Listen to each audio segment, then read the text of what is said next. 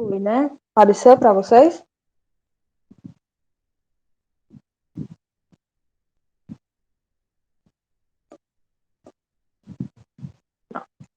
Então, mais uma vez, boa noite. E hoje a gente vai ver um pouquinho sobre o Brasil Colônia, tá? A gente vai iniciar o Brasil Colônia e aqui a gente já vai adentrar no Brasil. Até então a gente tinha visto civilizações antigas, Idade Média, ocorreu principalmente na Europa, a gente viu vários outros locais e agora finalmente a gente chegou no Brasil. Então, a nossa aula hoje vai ser sobre o Brasil Colônia. O Brasil Colônia é um período de 1530 até 1815. A gente sabe que o descobrimento do Brasil foi em 1500, descobrimento assim, entre aspas, né? Porque o Brasil ele já tinha nativos, então ele não foi descoberto, ele meio que foi desvendado pelos portugueses. Então, antes de iniciar esse período colonial, antes de iniciar esse processo de colonização do Brasil, a gente vai ter o período que antecede a ele, que é o período pré-colonial, que vai ser exclusivamente em 1500, né, que foi quando ocorreu esse descobrimento dos portugueses em relação ao Brasil. Então, em 1500 vai ter a chegada dos portugueses na América, e aí, a partir do momento que eles chegam no Brasil, eles vão encontrar muita madeira, muita terra, muitas riquezas, e a partir daí eles já vão começar com a extração do pau-brasil, tá? Só porque, como eu acabei de falar, quando os portugueses chegaram, o Brasil ele não estava vazio, ele já tinha alguns índios, alguns não, já tinham vários índios. Então, essa chegada deles para que eles fizessem essa extração do pau-brasil, eles meio que trocavam com os índios por alguma coisa. Isso se chamava escambo, tá? Eles poderiam trocar um espelho ou um relógio, qualquer objeto que eles, enfim, eles trocavam por qualquer objeto pelo pau-brasil. Aí vocês podem imaginar, mas por que que os índios faziam essa troca? É porque é o seguinte, para os índios, tudo era pau-brasil, né? Tipo, eles estavam rodeados de pau-brasil, então não ia fazer diferença para eles se eles trocassem um pau-brasil por um espelho, por exemplo. Só porque o que é que acontece? Os portugueses, eles não viam dessa forma, né? Eles queriam essa madeira para construir barcos, para aumentar essa navegação e essa exploração até para outros locais. Então, assim que eles começam a extração desse pau-brasil, eles vão fazer uma exploração de forma predatória, ou seja, eles vão acabar extraindo muito pau-brasil. E por conta dessa extração de forma excessiva, de forma exacerbada, em 1530, já vai, só 30 anos depois, já vai ocorrer o desaparecimento das árvores de pau-brasil na costa litoral, por conta dessa exploração de forma predatória. E aí, depois disso, vai ocorrer várias expedições para reconhecer a costa brasileira e Portugal ele começa a ocupar a terra. Quando Portugal chega, ele chega em um determinado local. Então, ele vai ver o que tem ali ao seu alcance. Ele vai encontrar o pau-brasil, vai fazer a extração desse pau-brasil, só que ele ainda não fez essa expedição pelo Brasil. Ele ainda não sabe todas as riquezas que eles podem obter. Então, é depois desse período aqui que eles começam essa expedição para poder encontrar mais alguma coisa, né? Até porque, até então, tudo era um mistério, porque eles não conheciam. E aí, a gente sai do período pré-colonial e já entra no período colonial. Vai ser agora, tá? Que os portugueses eles já vão iniciar essa colonização no Brasil. E um dos momentos aqui importantes desse período colonial, dessa colonização dos portugueses, vai ser a criação das capitanias hereditárias. Essas capitanias elas vão ser iniciadas em 1534. A coroa portuguesa ela não tinha condições de povoar um território tão grande. O Brasil ele é imenso. E aí, para eles, era maior ainda, já que eles não tinham conhecimento da dimensão das terras. E aí, eram grandes extensões de terras. Essas extensões de terras elas foram doadas aos nobres. Porque o que aconteceu? A coroa portuguesa ela não tinha esse controle total dessas terras, mas ela tinha a consciência de que sozinha ela não conseguiria colonizar todas essas terras nem povoar. Então, o que foi que eles pensaram? Não, eu vou doar um pequeno pedaço ou um grande pedaço de terra para um nobre de Portugal, para que eles venham, se desloquem de Portugal até aqui no Brasil e comecem a colonizar este povoado e aumente, assim, este país, né? Que até então não era um país. E aí essa essa doação dessas terras, ela se deu da seguinte forma: os, os nobres, né, que recebiam essas terras eram chamados de capitões donatários, e esses capitões donatários eram responsáveis por essas terras. E aí eles eram convidados por meio de uma carta de doação, tá? Era enviada essa carta de doação para eles, e eles vinham ao encontro do pedaço de terra que eles tinham ganhado. E aí isso tudo era documentado pelo foral. O foral era um documento de obrigações e direitos em relação ao rei, porque era o seguinte: a coroa acabou de dar um pedaço de terra para um nobre, mas a coroa não é besta nem nada e não vai simplesmente dar algo de mão beijada para essas pessoas. Então, tudo que esses capitões eles ganhassem ou descobrissem, né, nessas terras, teria que ter um terço para a coroa. Então, era como esse processo é muito parecido com o que a gente viu na Idade Média, que a igreja ela doava um pedaço de terra para determinadas pessoas para que elas cuidassem dessa terra e essas pessoas iriam pagar o imposto para a igreja. Aqui era mais ou menos assim. Então, esses nobres eles iam receber esta terra e iam pagar para a coroa, tá? E aí o objetivo dessas capitanias era o quê? Fundar vilas, defender território e explorá-lo economicamente e fazendo a utilização de recursos próprios. Eles tinham que fazer essa exploração desse local, tinham que fundar essas vilas, aumentar o povoado, fazer essa extensão, fazer com que esse local ele crescesse e se desenvolvesse. Mas era tudo por conta própria, tá? A coroa ela não ia ajudar financeiramente a esses capitões donatários a aumentarem, a expandirem essa terra. Mas mesmo assim eles queriam uma parcela do que eles ganhassem. Então era por recursos próprios. Então vão ser criadas 15 capitanias, tá? Aqui ainda em 1534 vão ser criadas 15 capitanias. As únicas que vão realmente ter um impulso maior, ou como se diz, vão para frente, vai ser São Vicente e Pernambuco. São Vicente, que hoje é atual São Paulo. E aí vai ser nesse momento aqui que vai ter a capitania do Ceará, que a gente vai ver na próxima aula a história do Ceará e Cariri, que vai ser a capitania Ceará com S. Mas até então ela não teve esse impulso aqui. As duas que vão ser mais, que vão para frente, que vão conseguir se desenvolver um pouquinho mais, vai ser São Vicente e Pernambuco. A capitania de São Vicente, ela tinha como capitão donatário Martim Afonso de Souza, tá? Foi um dos nobres que recebeu esse pedaço de terra para vir tomar de conta dessa capitania. E aí, quando Martim Afonso de Souza ele vem, ele instala um engenho para a produção de açúcar. Na medida que ele faz essa instalação desse engenho, vai ocorrer uma grande produção de açúcar, né? E aí, com essa grande produção de açúcar, eles vão aumentar, vai ter uma grande produção, vai ter venda, vai ter troca.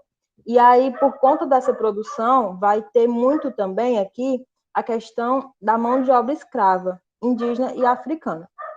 Porque eles querem trabalhadores para poder fazer a produção desse açúcar nesses engenhos.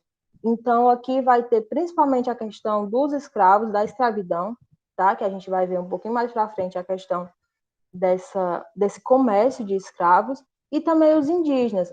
Esses nativos que já estavam no Brasil, eles foram resistentes, tá? Eles simplesmente não ficaram parados e viram as suas terras serem tomadas, eles foram resistentes. Então, aqueles que não conseguiram, né, ser resistentes o suficiente, acabaram que foram escravizados por esse pessoal de Portugal. Então, aqui a gente vai ter essa mão de obra escrava indígena e africana. E na outra capitania, tá, que foi de Pernambuco, que tem como capitão Donatário Duarte Coelho, vai ter a implantação de engenhos também e o comércio de indígenas e negros escravizados. Mas aí o que é que acontece? As capitanias hereditárias, elas não vão ser efetivas. Por quê? Porque a gente viu no slide anterior que a coroa ela não ia dar recursos para esses capitães donatários, não foi assim? Eles não iam ajudar para que esses nobres, para que esses capitões, eles pudessem ir à frente com essa capitania. Então, acabou que os recursos não foram suficientes, eles não tiveram condição de manter essas capitanias, então elas fracassaram. Então, fracassou por conta terras muito extensas, tá? Eram terras muito grandes, então precisava de recursos maiores. Não recebiam ajuda financeira da coroa, né? Que foi um acordo que eles fizeram assim que eles receberam essa terra, a coroa falou que não ia dar esse aporte financeiro para eles. E assim eles não receberam e não teve sucesso. E também ataques constantes dos indígenas, igual eu acabei de falar. Os indígenas, eles foram bem resistentes com essa colonização, porque eles já tinham toda uma cultura, eles já tinham toda uma ideologia. Então, não foi porque chegaram os portugueses que tudo mudou. Não, eles foram resistentes nessa colonização. E aí, em decorrência disso, em decorrência desse fracasso das capitanias hereditárias, o governo português ele resolve mudar o sistema administrativo. Se dessa forma não deu certo, vou tentar outro. E assim foi feito.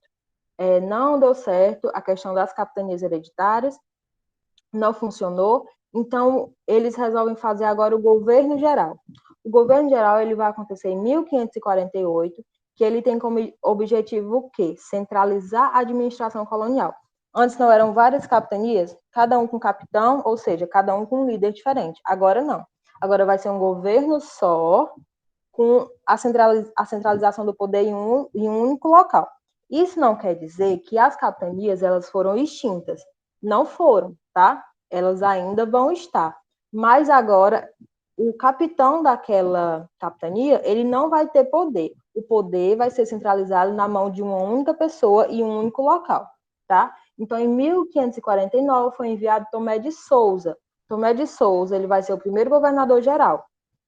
E aí ele ficou nessa vigência de 1549 até 1553. Então, quais eram os objetivos e a intenção desse governo? Era promover o povoamento de terras, propagar a fé católica, porque os índios eles tinham uma cultura diferente, ideologia diferente, crenças diferentes.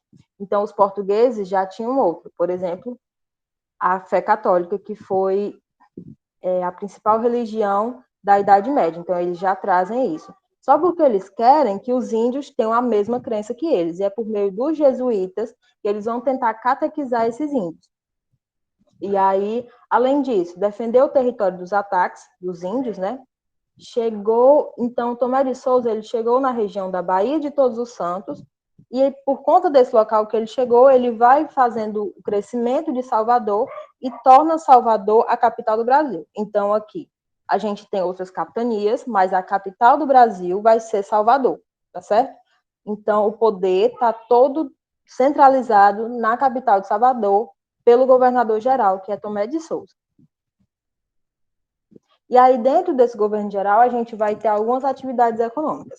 A gente vai ter a plantação de cana-de-açúcar, o comércio de pessoas escravizadas, a extração do ouro, a criação de gado e o cultivo de algodão e tabaco. O que acontece aqui?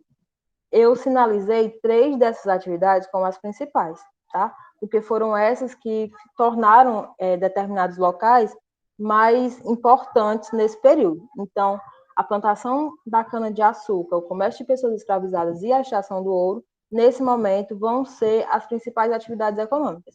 Mas, por exemplo, a criação de gado é uma atividade econômica muito importante da capitania do Ceará, tá? Vai ser a partir dessa criação de gado que o Ceará ele vai se desenvolver, inclusive também em decorrência do cultivo de algodão. E aqui nessa atividade da plantação de cana-de-açúcar, algumas características. Essas plantações elas vão ter grandes extensões de terra, tá? E uma grande quantidade de mão de obra, principalmente a escrava, né? Porque eles escravizavam as pessoas para poder fazer essa produção da cana-de-açúcar. E aí ela vai se desenvolver do século XVI ao século XVII no Nordeste, tá? Do Pernambuco e na Bahia. E por conta dessa produção da plantação da cana-de-açúcar, o Nordeste aqui, Pernambuco e Bahia, eles vão ser o centro da vida social, política e econômica do Brasil. Por quê? Porque a economia está voltada para esse local. Então, se essa produção, se essa economia, se essa rotatividade de moeda, de dinheiro está ocorrendo nesse local, ela vai ser o centro principal, não é assim? E aí, outra atividade econômica é o comércio de pessoas escravizadas. Esse comércio, ele ocorre com a intensificação, ocorre a intensificação da exploração e vai ocorrer o aumento do comércio de pessoas escravizadas entre Brasil e Angola. Esse comércio, ele vai ter esse crescimento principalmente em decorrência disso, em decorrência dessas outras atividades econômicas. Aqui era considerado uma atividade econômica também, porque era feito por trocas, né? Eles trocavam essas pessoas e tudo mais. Mas teve essa intensificação em decorrência das outras produções, porque eles queriam essa mão de obra, tá? E aí, outra atividade econômica é a extração do ouro. No século XVII, jazidas de ouro são descobertas em Minas Gerais. E aí, para maior exploração, os territórios eles eram doados pelo governo colonial, que era chamado de lavras. Essas lavras eram como se fosse uma espécie de, como é que eu posso dizer, de fiscalização, para que eles tivessem uma noção maior da quantidade de ouro daquele determinado local. Então, quanto mais pessoas estivessem explorando, mais ouro eles iriam encontrar. Então, no século XVIII, houve um grande crescimento dessa forma econômica. E aí, a capital colonial que foi transferida de Salvador para o Rio de Janeiro.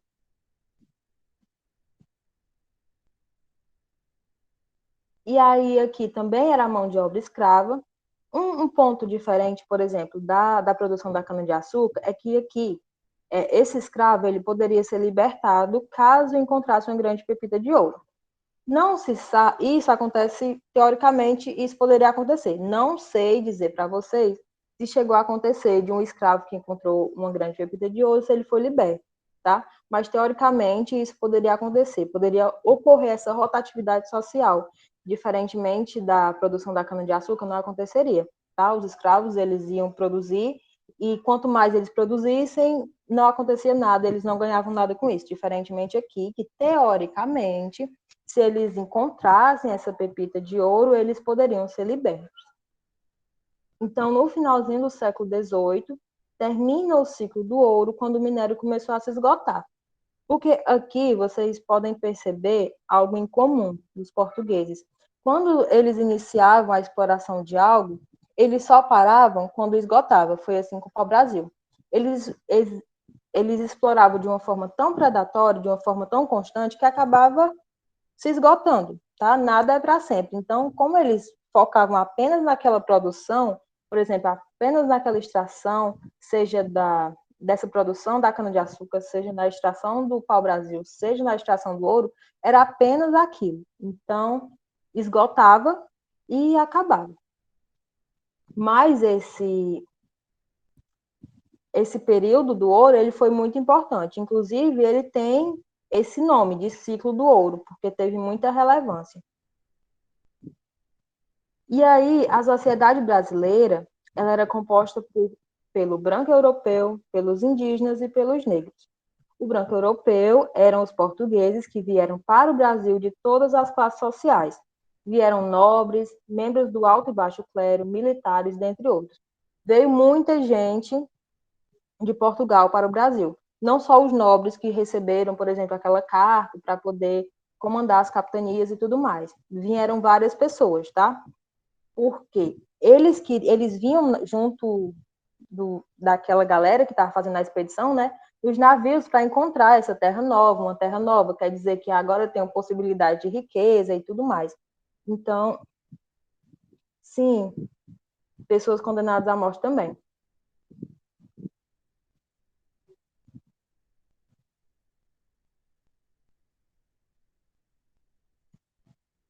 Uhum, exatamente. Pois é, aí vinham várias pessoas. Isso.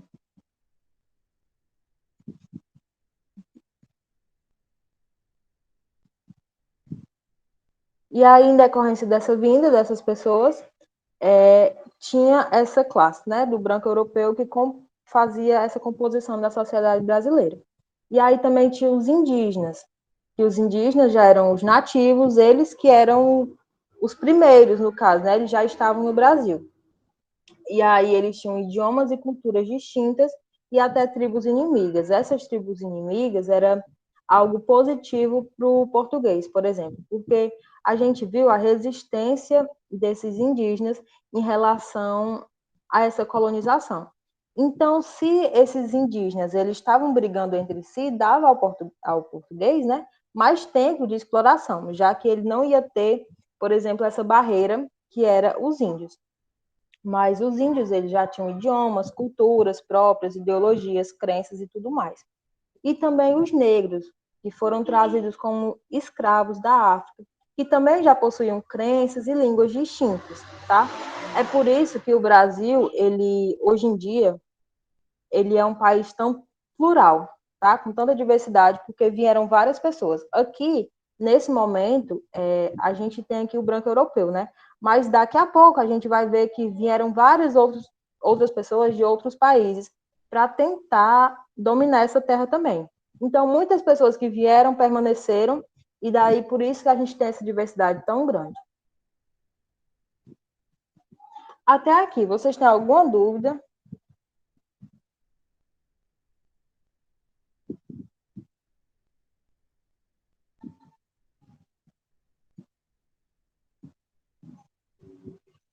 Pronto. Então, vamos seguir.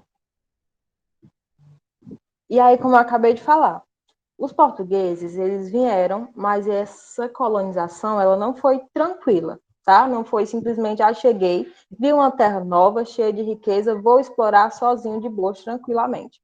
Não, tiveram invasões e ameaças de vários outros países, porque à medida que Portugal chega no Brasil e encontra tamanha riqueza, os outros países também vão querer vir para poder ter posse dessas riquezas e dessa terra nova. Então, 1580 a 1640 vai ser caracterizado pela União Ibérica, que vai ser quando Portugal e todas as possessões ficaram sob a coroa da Espanha. Nesse momento aqui, quem está no comando vai ser a Espanha. Em 1621, essa União Ibérica ela vai dividir o Brasil em Estado do Maranhão e Estado do Brasil. E isso ocorreu sob comando de Sebastião José de Carvalho, que era Marquês de Pombal. E aí ele fez essa unificação, em 1664. E aí, em 1555, vai ter a invasão francesa, que aí eles conquistaram o Rio de Janeiro e colocaram o nome de França Antártica, tá? Em 1567, eles foram expulsos pelos portugueses, os franceses. Mas em 1612, eles invadem o Maranhão e colocam o nome do Maranhão de França Equinocial. Vocês podem ver que eles queriam colocar o nome França em qualquer local, né? Mas aí, em 1615, eles são expulsos novamente. Ai, minha gente, agora que eu percebi que eu falei errado. Sebastião José de Carvalho não era da União Ibérica, tá? Ele era de Portugal, ele era do lado de Portugal. Então, ele faz essa unificação. Eu falei ao contrário, eu falei como se eles fossem da União Ibérica, não foi? Mas não é. Em 1664, ele vai fazer essa unificação do Brasil novamente, que tinha sido separado anteriormente pela Espanha. E agora ele vai unificar novamente, tá? Desculpa aí, depois que eu me toquei. Pronto, aqui em relação ainda à invasão francesa, em 1615 eles acabam sendo expulsos novamente pelos portugueses. E também vai ter a invasão inglesa. Eles chegam, a invasão inglesa não vai ter tantos impactos, ela dura um período curto, tá? Mas mesmo assim ocorre essa invasão. Eles saquearam portos e invadiram as cidades de Santos e Recife. Vocês lembram que na nossa última aula, na crise do feudalismo, a gente viu a Guerra de 100 Anos, não foi? E aí Inglaterra e França elas estavam brigando entre si. E isso fez com que eles atrasassem as expedições para outros países, que era o que Portugal já estava fazendo aqui em relação ao Brasil. Mas mesmo assim, um tempo depois, eles vieram para tentar tomar o Brasil de Portugal. E aí, agora a gente tem a invasão holandesa, que ela aconteceu em 1624 a 1654. Em 1624, esses holandeses eles tomam Salvador, que tinha a questão da produção da cana-de-açúcar, né? Então era um importante local. Inclusive foi onde foi centralizado o poder, né, se tornou capital do Brasil, antes de ser o Rio de Janeiro a capital do Brasil. E aí, em 1630, eles tomam a capitania de Pernambuco, que era o maior centro açucareiro da colônia. Então, eles estão com os locais mais ricos até então sob posse. Em 1634, essa conquista é consolidada quando vem Maurício de Nassau. Aí, em 1624 a 1654, em 1634, com essa conquista, né, consolidada por Maurício de Nassau, se estende por quase todo o Nordeste. Então, foi nesse momento aqui que Recife vai ser urbanizado, ganhou pontes, palácios e jardins. Teve um crescimento muito significativo para Recife. Mas aí, em 1644, finaliza o governo. Esse governo ele acaba. Em 1654, eles são expulsos pelos portugueses.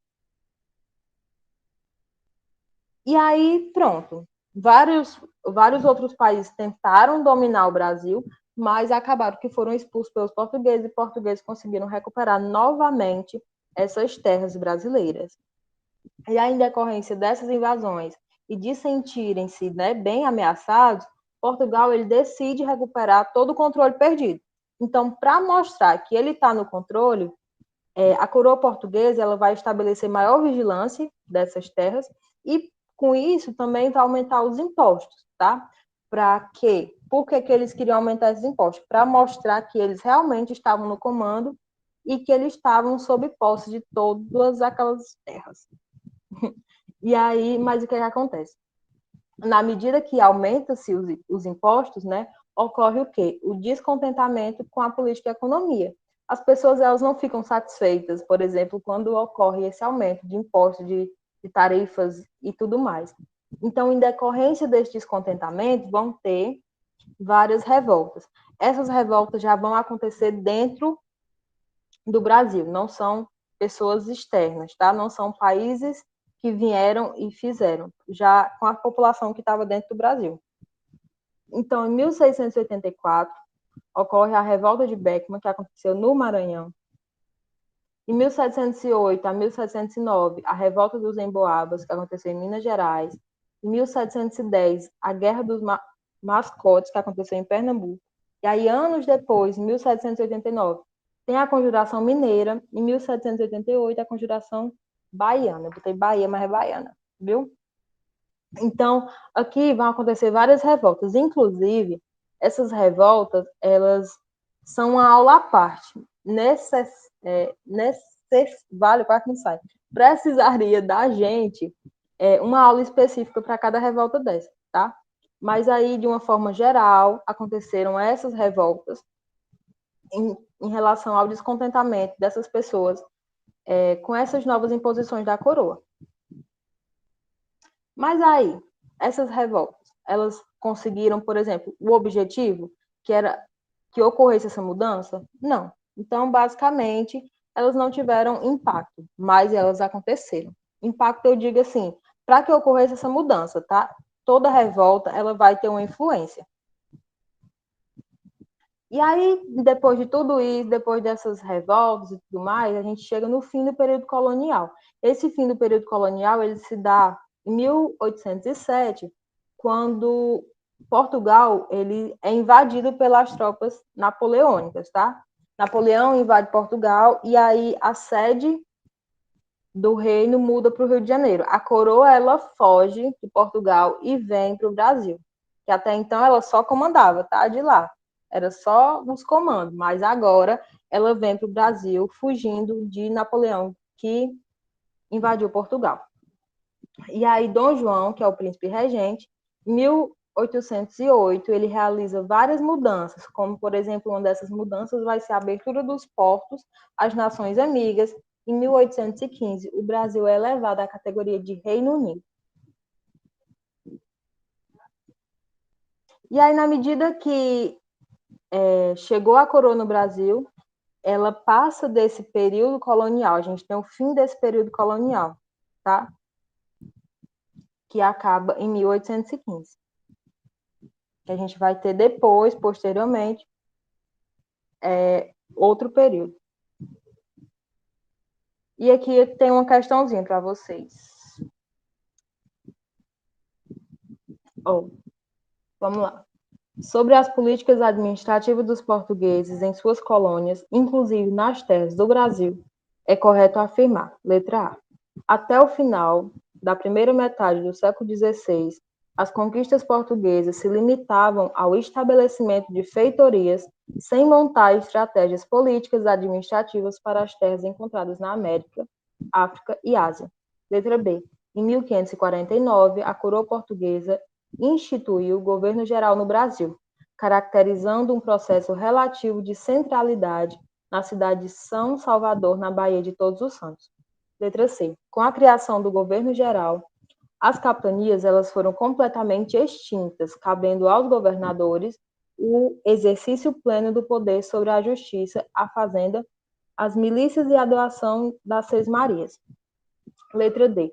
Diante do baixo grau de importância do Brasil no contexto das colônias portuguesas, no século XVII, o vice-reinado era entregue a pessoas sem maior importância na corte portuguesa. E letra E. Somente com a vinda da corte portuguesa para o Brasil foi que a colônia passou a receber intervenções de melhorias urbanas, culturais e arquitetônicas como parte das práticas administrativas.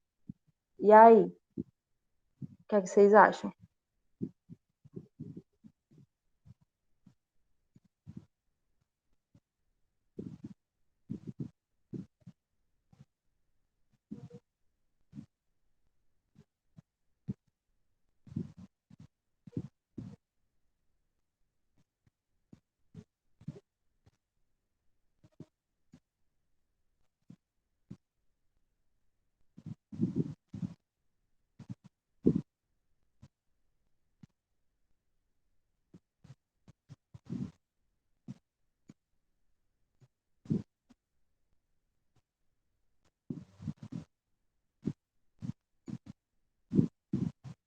B, B.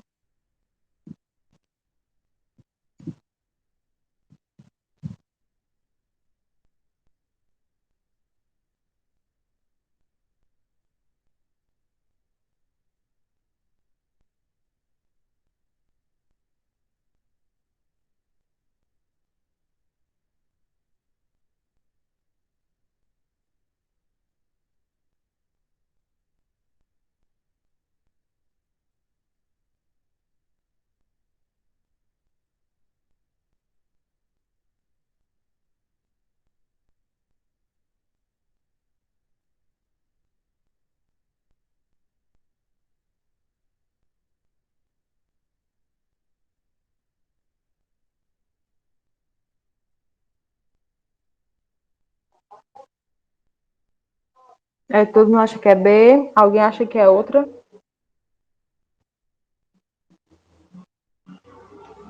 Então vamos lá, né? Vamos ver.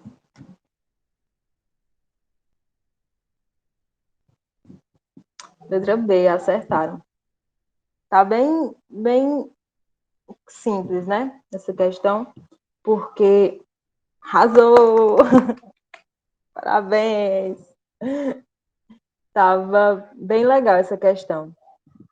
É, por exemplo, tem alguns pontinhos aqui, por exemplo, na letra C, né?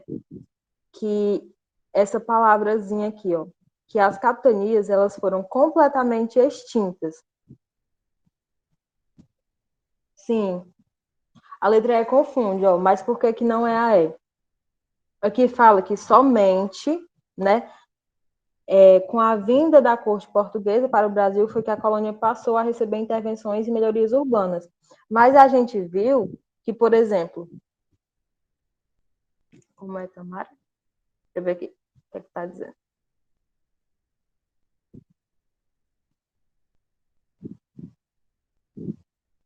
Pois é, no período imperial vai ter esse aumento, né? Mas a gente viu, por exemplo, quando os holandeses eles invadiram, né, o Brasil, eles aumentam muito o quê? A questão de Recife.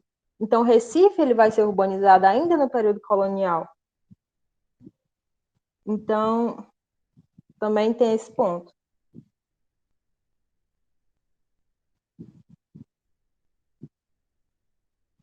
Deixa eu ver aqui o que está dizendo.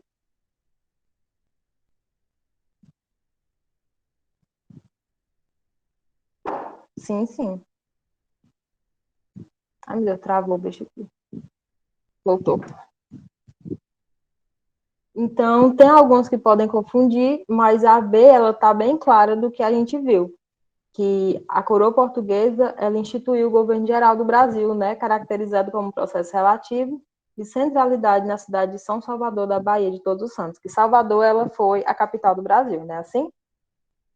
A letra C também, por conta desse nomezinho, completamente extintas, né, não se enquadraria. A gente tem que tomar muito cuidado, né?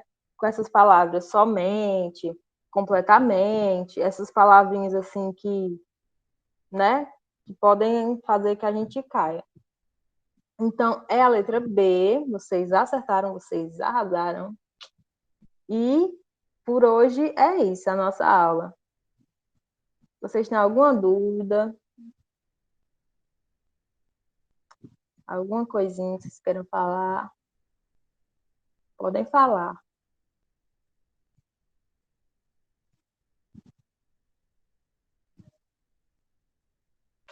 E aí, vocês não saiam ainda, que eu vou mandar a frequência, tá bom? E aí, eu queria conversar um negócio com vocês também. Sobre o quê? Deixa eu parar aqui a apresentação.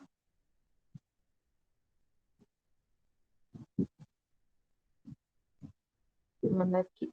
Pronto. Um negócio que eu queria conversar com vocês. Na frequência de hoje, eu coloquei um negocinho diferente.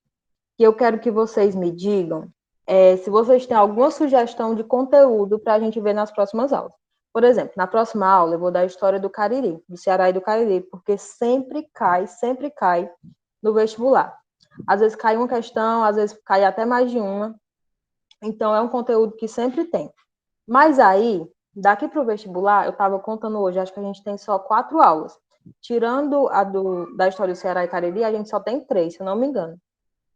E aí eu queria saber se tem algum conteúdo, vocês podem falar agora também, se tem algum conteúdo que vocês querem que a gente veja antes. Porque a gente não vai conseguir finalizar todos os conteúdos que tem no estudo programado lá. Mas aí, se vocês quiserem, a gente pode trazer outro conteúdo que vocês acham também importante. Aí, caso vocês não queiram, eu sigo aquela ordem, eu continuo seguindo aquela ordenzinha. Então, eu trago outro conteúdo, assim, de forma aleatória. Mas vocês podem deixar lá, tá? Um comentário. Caso vocês tenham algum conteúdo, assim, tal conteúdo eu estudando as questões. Pronto, ó, Alisson colocou aqui, primeiro e segundo reinado. Ih, o João Vitor entrou agora. Oi, João Vitor, estamos finalizando.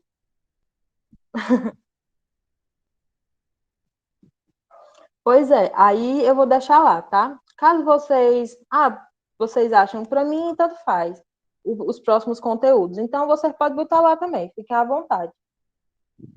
Viu? Eu vou mandar aqui a frequência para vocês. É porque como não vai dar tempo, né, a gente concluir, é legal que é legal que a gente veja, por exemplo, alguns conteúdos que mais caem. História do Ceará e Cariri é porque a gente sempre tem, né? Sempre tem questões. Acho que eu nem parei a gravação. Parar aqui a gravação. E vou mandar a frequência. Não saiu ainda, viu?